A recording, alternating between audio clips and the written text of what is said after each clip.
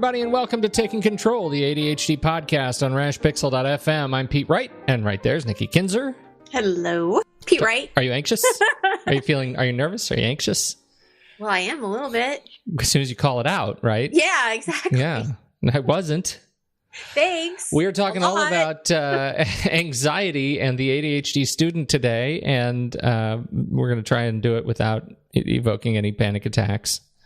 You know, stress, flop sweats. That reminds me of a funny story because I don't remember if I shared this on the show or not, but I forgot my son at football practice. Did I share that? No, my goodness. Yeah. So at the beginning of practice or the beginning of the season, typically my husband would pick him up and, drop him off and pick him up. Well, this one particular night, I needed to be the one to do that. So no problem. I drop him off. I say, okay, I'm going to be here even a little early. I'm going to be here like 10 minutes to 8.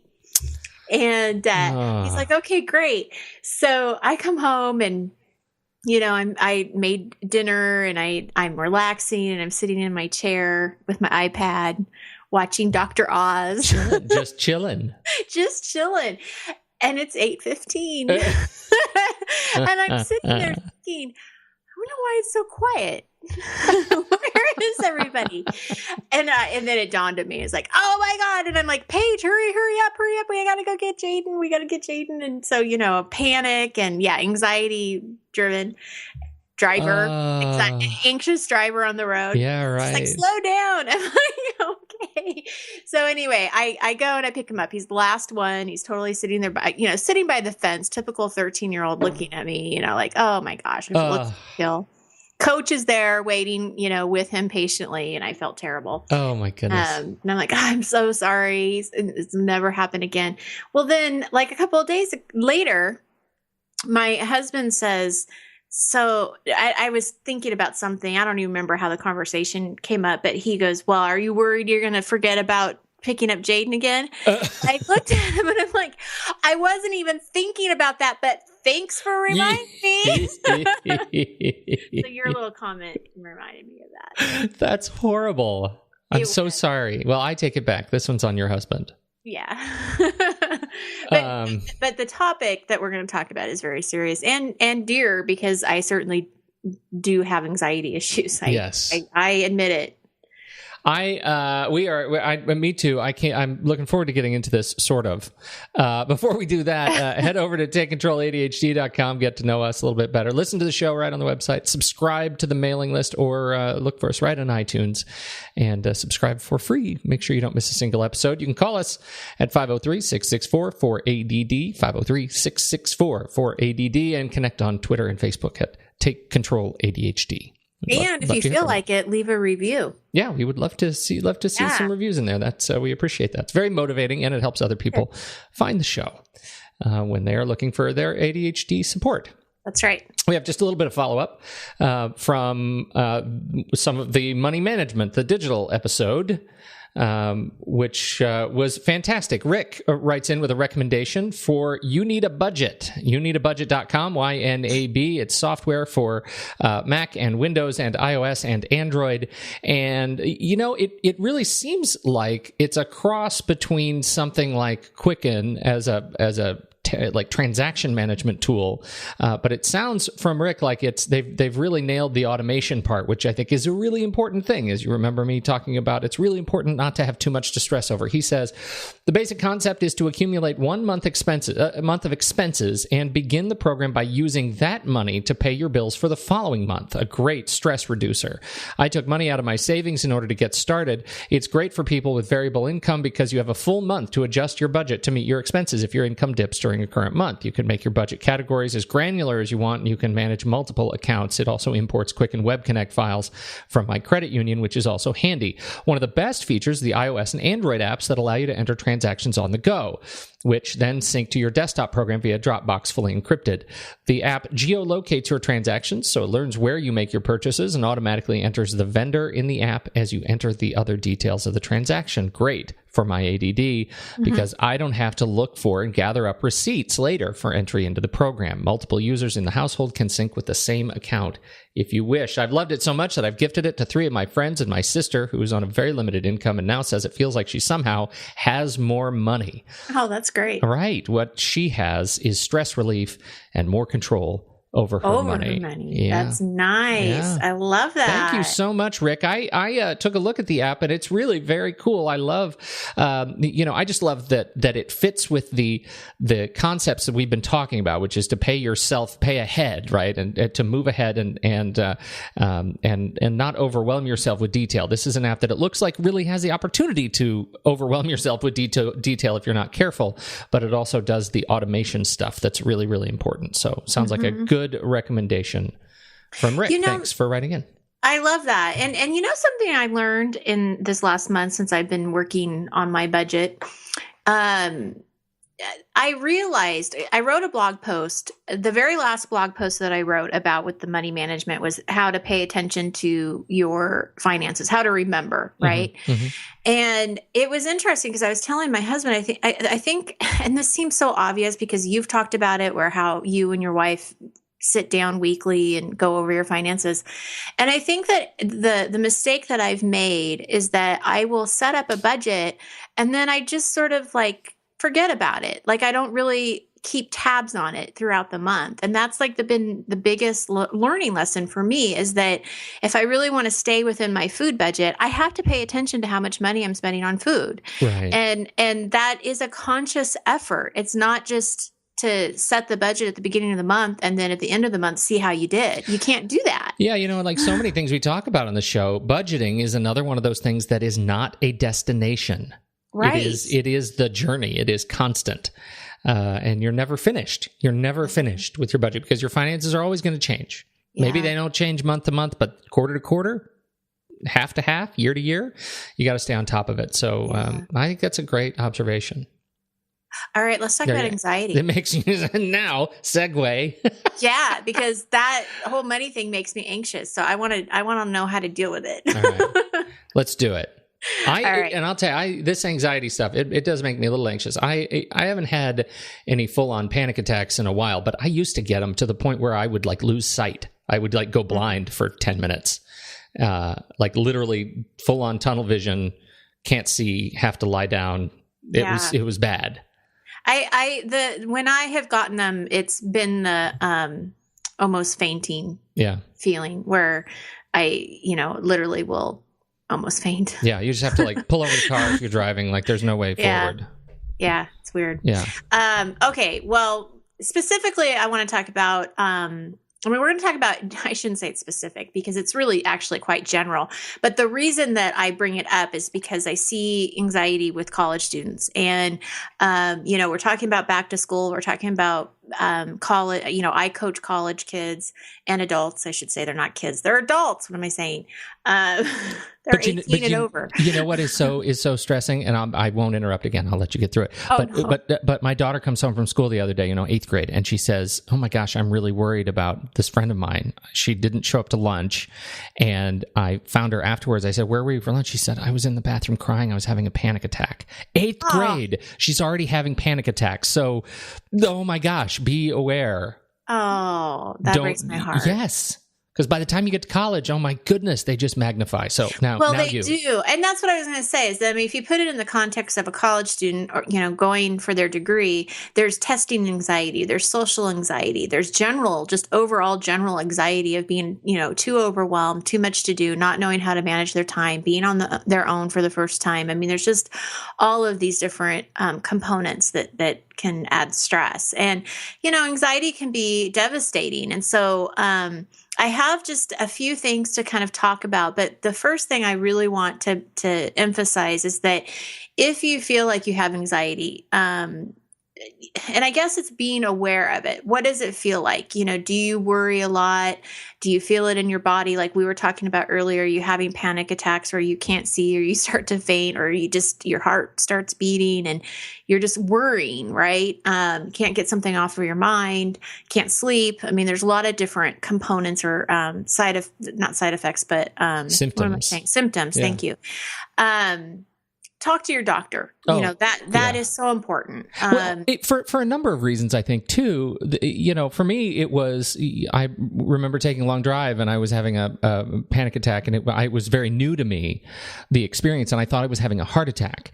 And so I went straight into my doctor, and he gave me an electrocardiogram and said, "You are not having a heart attack. You are having a panic attack, and let's talk about what that is." And now we can figure out, let's figure out some strategies. What was going on in your mind? What were you experiencing? What are the things that trigger this physical feeling for you? Because I'll bet dollars to donuts people don't know that they're having a panic attack. Oh, that's so interesting. Yeah, you thought you had a heart attack. Yeah, I didn't know. I didn't know that I had the generalized anxiety disorder as a result of this. I didn't even know what it was. I thought I was having a heart attack. Right? It just, when it triggers it, and knowing allows you to have that conversation with either other professionals or family and friends, just to really get it out in the open and understand what you're experiencing. So important. Well, and I was probably 41 when I was diagnosed with the general anxiety disorder, and it was I went into the doctor and I filled out the little anxiety depression test, and I failed.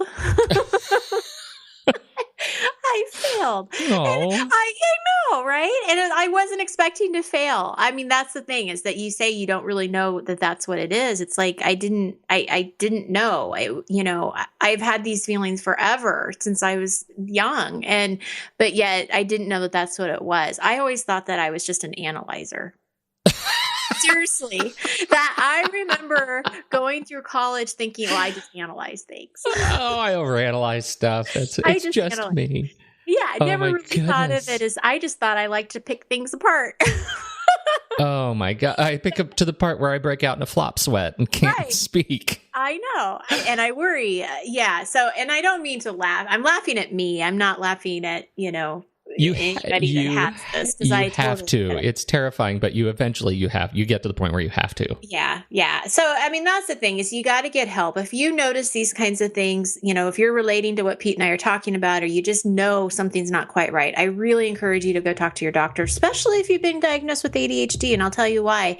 The statistics show that it's very common to have anxiety and ADHD together. In fact, about 30 to 40% of people who have ADHD have some kind of anxiety. So it is not, they're not going to be surprised if you say, gosh, I'm starting to feel some, anxiety or anxious feelings. Be honest with them. If you want to take medication, definitely be very honest with the doctor about what you're feeling, so they can get you on the right kind of medication and treat both things. Mm-hmm. So, and that is a doctor conversation. That's not a conversation you have with your ADHD coach. That is definitely something you need to, see a doctor, your therapist, psychiatrist, whatever, to get the right medication for you. Mm-hmm. Okay. So, what I want to kind of talk about is a little bit about my personal experience, some of the things that I have found that have helped, but then also things that I see with my students, the college students that I coach. Exercise, self-care. Oh, it's so important, especially when you're trying to manage not only your ADHD, but your anxiety. If you're not getting any exercise, if you're eating poorly, and I mean eating processed food, eating fast food, not paying attention to, just your general health, getting no sleep. That's a huge issue for many ADDers. Your anxiety is going to increase. It's going to get worse, And so what we want to do is the opposite, and make you feel better. And, you can do that by getting the right exercise, by eating a clean diet, trying to get enough sleep. I know that that's really hard for a lot of people. And then having a really strong balance, I think, between having fun activities and school, or fun activities, school and work, depending on what kind of situation you're in. But you got to take care of yourself. It's amazing the difference that it makes. And I would just add, it's amazing how quickly you can make a difference in how isn't you that feel. true? It is unbelievable. Agree. I mean, like in a day. I mean, you go walk for 30 minutes and you will feel better. I mean, you just will. It makes a big difference. And it's a quick thing. You can definitely. Right. And it doesn't take that long. If you're used to, a diet of fast food, it doesn't take that long to stop. Like, you'll start noticing a difference in 72 hours, 96 hours of getting some of that sodium out of your system, some of those sugars, clearing the sugars out of your system. Those are drinking more water. Yes, just flush the nastiness out of your system. And I think, I don't want to belabor the sugar conversation too much, but the sugar is a big deal with relationship to I think panic attacks and just being able to get through these irrational bursts of physiology. So Absolutely. Really, really important stuff. And I think that really with that, you just have to do a little bit of planning. You may, if you really, if you're new to what clean eating is, and if you're new to how to, get that sugar out of your diet, do some research. I mean, there's a lot of great articles out there, a lot of great documentaries that you can watch. So you might have to do do a little bit of research up front, do a little bit of planning. We talked about, I have a blog post that was just a couple of weeks ago about how to meal plan to save money. But it's also meal planning will help you, have a more nutritional diet too. So check that out. But yeah, so self-care is huge. And then something that helped with me is really kind of consciously making a choice on where I was going to focus my thoughts. And what I mean by that is if I feel anxiety, I call it out. And I will definitely have a conversation with myself. People, you might think I'm crazy, but I'll be like, I'm feeling anxious, or I'll share it with my husband and I'll say, I've got this pit in my stomach. I'm feeling anxious. I'm not sure. Sometimes I can figure out what it is. And then sometimes I can't. Like sometimes I can't figure it out. But when I am feeling that way, I really try to focus on positive energy. I won't watch the news. I won't read anything that's negative. I really make a purpose or an intention to just have positive thoughts around me. I'll have a conversation with my kids, or I'll go out and play with them, or, read something that's inspirational. I really look for ways to kind of pull in the positive and stay away from anything that's negative. And it helps. It really does help. It stops you from going into that rabbit hole. And the news, I swear, can be like the worst trigger ever. I mean, oh yeah.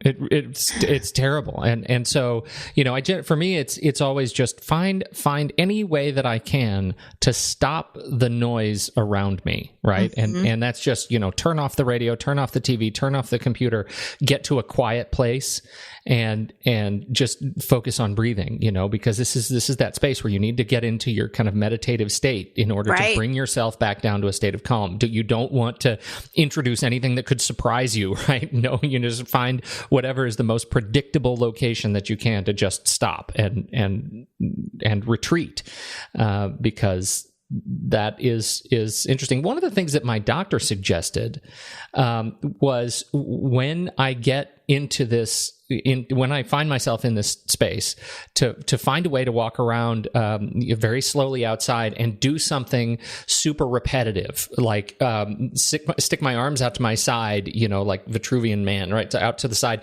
and move them in small circles straight out to my side. Something super repetitive that is tiring eventually, or do the same thing, holding your hands up over your head and just walk in a straight line 20 paces, turn around, do the same thing, coming back. And just while doing that, try to slow your breathing, right? And this is if you don't get them like me, where you lose your vision, your visual acuity. You don't want to be walking in a straight line if you can't actually see. Right. But these small motions actually help you find that space of predictability, and it's just exhausting enough that it forces your body to kind of regain control. Interesting. Yeah, it works really well. I'll have to try that.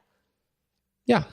When I'm not dizzy. You should do that. Yeah, no, vertigo. Again, bad time to try anything when you're waving your arms around like a maniac. Yeah. Well, and the last thing that I have to say, and you can add anything that you would like to with Pete. Either way, Peter, either one of us will chime in. That's right. I think this is really important for me, is to surround myself with positive people, to talk with people that will understand, who aren't judging me.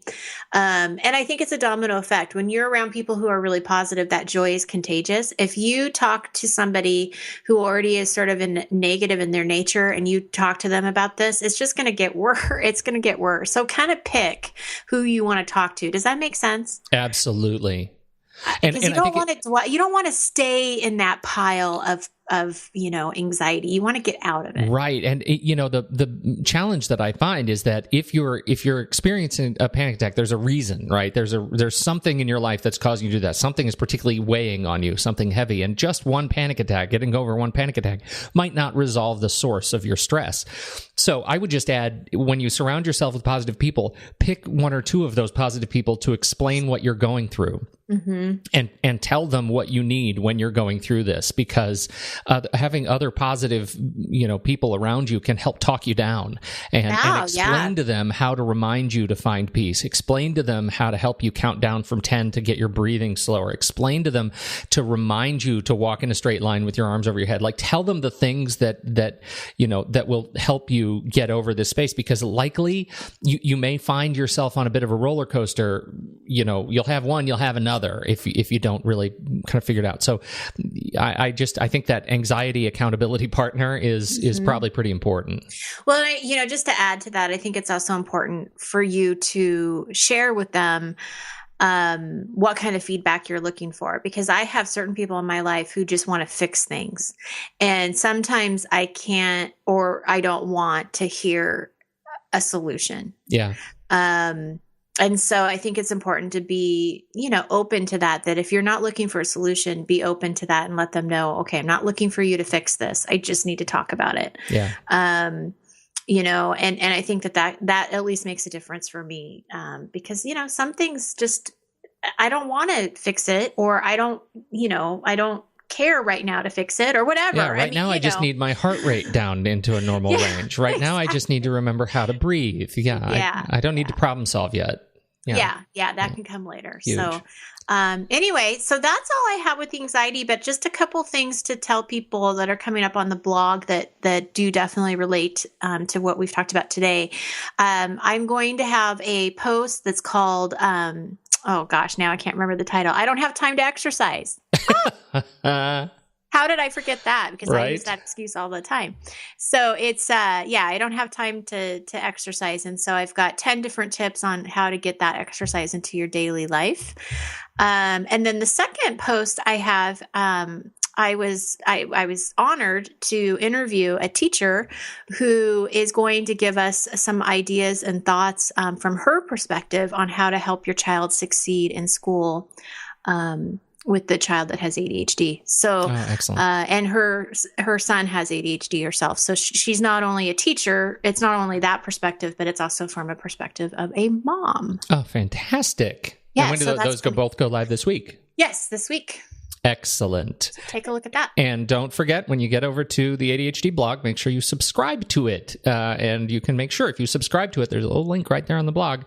Subscribe to it, and then you'll make sure that you, every time we post a new post or article on the blog, you will get it in your email inbox. So you don't have to worry about coming back to the page every time. It comes straight to you. And you remember how last week you were like, now don't you post like 2 times? And I'm like, no, usually I post 1 time. And now you're posting 2 times. This week I'm posting 2 times.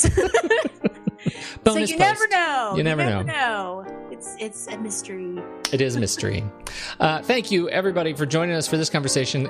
We, as always, we are not medical professionals. Please talk to your doctor if you're experiencing these issues, because it's really important to wrap your head around it and get your body back in control. So really, really Godspeed on this stuff. We appreciate you listening. Thank you so much for downloading. On behalf of Nikki Kinzer, I'm Pete Wright, and we'll catch you next week on Taking Control, the ADHD podcast.